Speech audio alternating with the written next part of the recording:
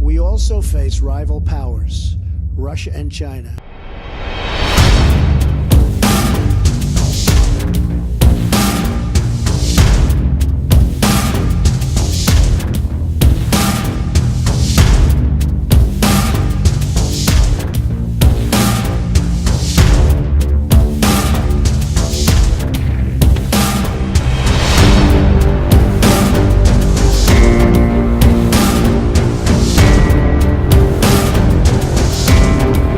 Former military officials claim China and Russia are together, hanging out, holding hands, practicing for military strikes against the U.S.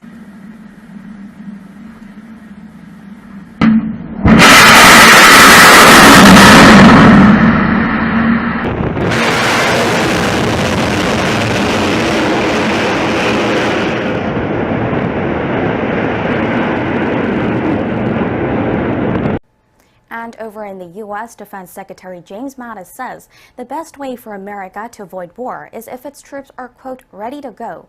Speaking to soldiers on Friday, he said U.S. diplomats rely on the military's preparedness, which allows them to speak with authority in negotiations. Won Jung-han with the details.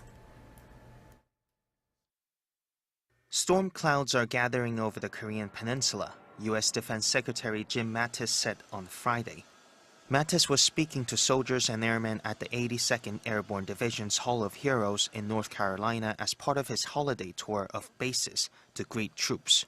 He didn't go so far as to predict armed conflict, but he said America will have the best chance of preventing one if its words are backed up by a strong military. A military that is ready to take action, he said, will give weight to the words of diplomats as they try to put an end to North Korea's nuclear and missile programs. Mattis's remarks came as the United Nations adopted tough new sanctions on North Korea, seeking to ban around 90% of the regime's imports of refined petroleum products. While the defense secretary has highlighted the importance of military preparedness, telling the troops to read the book, A Study in Unpreparedness, published in a decade after the Korean War ended in 1953, to get an idea of what went wrong the last time around. Reports have suggested recently that the U.S. was considering evacuating the families of military personnel in South Korea, but Mattis said it hasn't reached that point yet. Mattis' remarks came as South Korea prepares to host the Winter Olympics in February in Pyeongchang, just 80 kilometers from demilitarized zone. Although analysts have warned that North Korea could try to disrupt the games with provocations, Mattis said he thinks that's unlikely.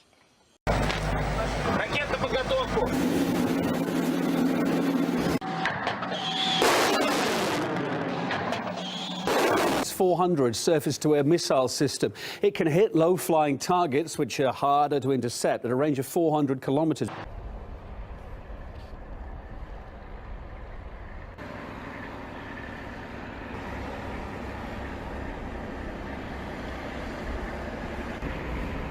Maximum target speed of that missile is 4.8 kilometers a second. Seek and destroy. Planes, helicopters, and even missiles, you name it. The S-400 Triumph can locate and hunt down almost any flying target. First, the target is spotted and identified. Then the system starts monitoring it, or following its course. Then the command makes the call to either eliminate the target or not. After getting the green light, the system opens fire. One of the strong suits of the system is its mobility. It can literally create full-scale air defense anywhere on the ground within minutes. Preparation takes not more than 5 minutes, and everything's done by 3 people, 1 officer and 2 conscripting soldiers. The system can shoot down objects as small as a soccer ball, even if they're flying at supersonic speeds. Each S-400 system consists of several elements. One radar, which monitors the skies looking for targets, a second one, which follows specific targets, a command post, and the launcher itself, or the gun, as it's called here in the Army. Combined, the elements of the system can follow up to 300 targets, flying from as low as just a few feet above ground and up to nearly 40 miles high in the skies, which is pretty much around 6 times higher than the average passenger jet. The first S-400 systems are already in service, and along with the older S-300 and Panzer S, protect the skies over Moscow, St. Petersburg, and the central industrial region of Russia.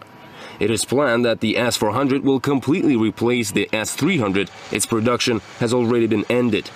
The S-300 is capable of intercepting targets not higher than 30 kilometers, which isn't enough since we're only covering small areas.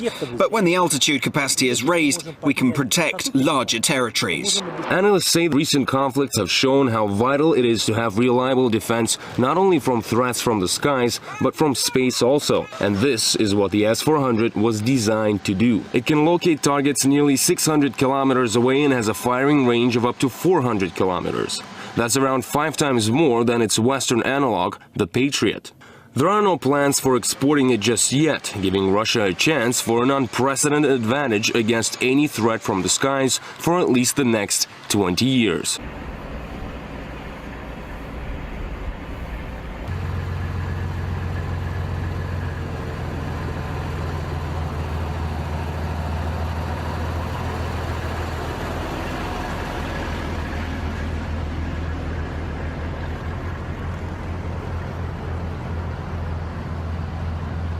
Well, they are not bumping around here. U.S. and South Korean soldiers training in the mountains near where those Olympics will be held, not too far from Seoul. The former Deputy Secretary of State, Director of the National Intelligence, John Negroponte, joining us right now. Sir, always good to have you. Thank you for taking the time.